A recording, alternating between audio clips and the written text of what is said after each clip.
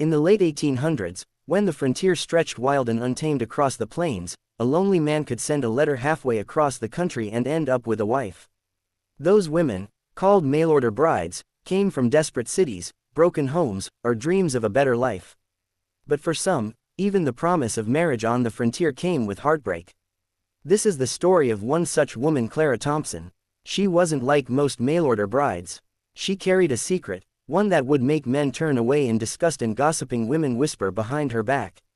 She was already pregnant. Clara came from St. Louis, a city that had grown crowded and cruel. Her father had died from the cholera epidemic, and her mother followed him shortly after. Alone, she took a job as a seamstress, stitching dresses for women who would never speak her name. One night, on her way home, she was attacked by a man she trusted. From that night on, she carried more than sorrow, she carried life inside her. When she discovered her pregnancy, her employer fired her. The boarding house mistress told her to leave before she brought shame upon the house.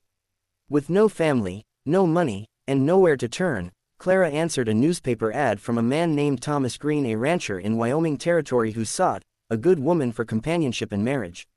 She wrote honestly, telling him everything, that she was with child, that she was alone, and that she would work hard to earn her place. For weeks, she waited for a reply. Then one day, a letter arrived. Her hands trembled as she opened it, only to find 4 words that crushed her heart. "I'm sorry, not suitable." Tears fell on the paper. But Clara, strong as the prairie wind, refused to give up. She answered another ad, and another. Each man, upon hearing her condition, refused. Some called her immoral, others said she was spoiled. Eventually, her letters went unanswered. By the time her belly began to swell, she had spent her last coins on train fare westward. She didn't know exactly where she was going. She only knew she couldn't stay where she was. When she stepped off the train in Cheyenne, her face pale and her suitcase half empty, the station master asked where her husband was. Clara looked down and whispered, "He's waiting for me." But no one was. She found work cooking and cleaning at a local inn, doing her best to hide her pregnancy under loose dresses. Still, gossip spread. The owner's wife gave her pitying looks, but her husband warned that a girl like her would scare away customers. Then, one winter morning, as Clara scrubbed floors, the door opened, and a tall man with a weather-beaten face stepped inside. He carried himself with quiet authority, his hands rough from years of work. His name was Samuel Carter, a widower rancher who'd lost his wife and unborn child 3 years earlier to a fever. He had come to the inn not for food, but for help. He needed someone to cook for his small ranch through the winter. When his eyes met Clara's, something flickered, pain, perhaps recognition. He didn't ask questions at first, only said, "You look like you could use some work." Clara hesitated. "Sir, I'm expecting a child," she whispered, eyes on the floor. Samuel said nothing for a long moment. Then, quietly, "Then you'll need warmth and food even more. My ranch is quiet. You can work as long as you're able. After that, we'll see." It wasn't pity in his voice. It was kindness. The kind Clara hadn't heard in a long, long time. She followed him that same day, leaving behind the gossip and stares of the town. His ranch sat miles from anywhere, surrounded by snow-covered fields and silence. He showed her to a small cabin beside the main house, simple, warm, with a real bed and a wood stove. At first, she cooked and cleaned, while he tended his cattle and mended fences. They spoke little, but in the evenings, she'd see him whittle small wooden animals by the fire, tiny horses, rabbits, and birds.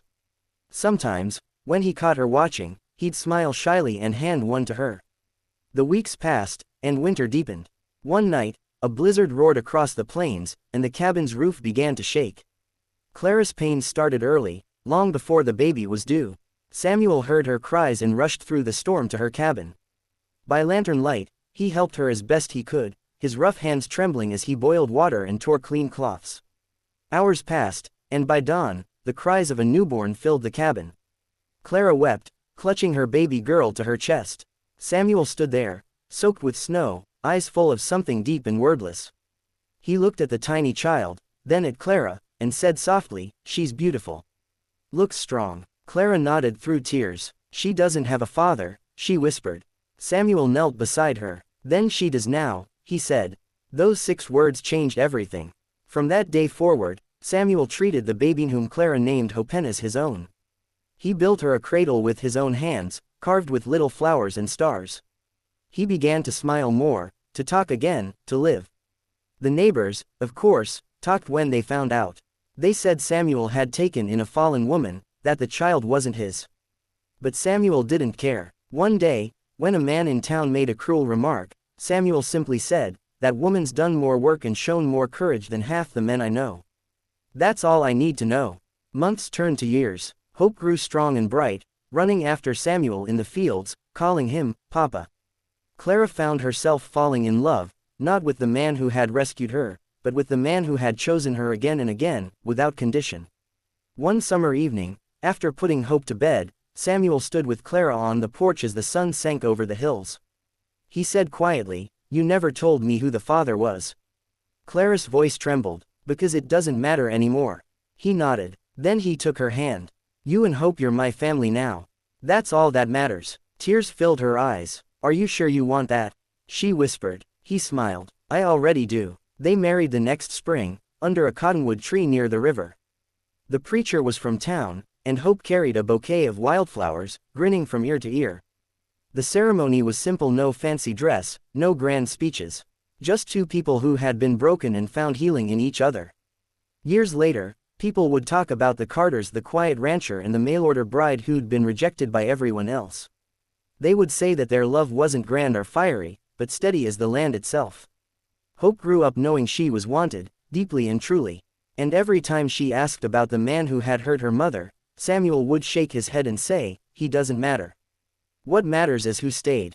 When Clara grew old, she often sat by the window watching the sunset over the fields, her heart full.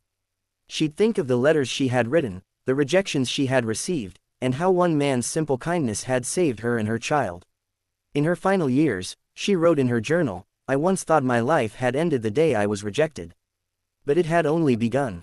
For sometimes, the man who becomes your child's father isn't the one who gave her life, it's the one who gives her love. Samuel buried her beneath the cottonwood tree where they had married, with wildflowers blooming all around. And every spring, when the fields came alive again, he'd sit there with Hope and tell her, "Your mother was the bravest woman I ever knew." It's said that true love isn't always born from passion, it's built from compassion. And sometimes, the greatest love stories don't begin with a proposal, but with a single act of kindness. That's the story of Clara Thompson, the mail-order bride who was rejected for being pregnant, until one man chose not to see her shame, but her strength. The man who became her child's father, and her own heart's home.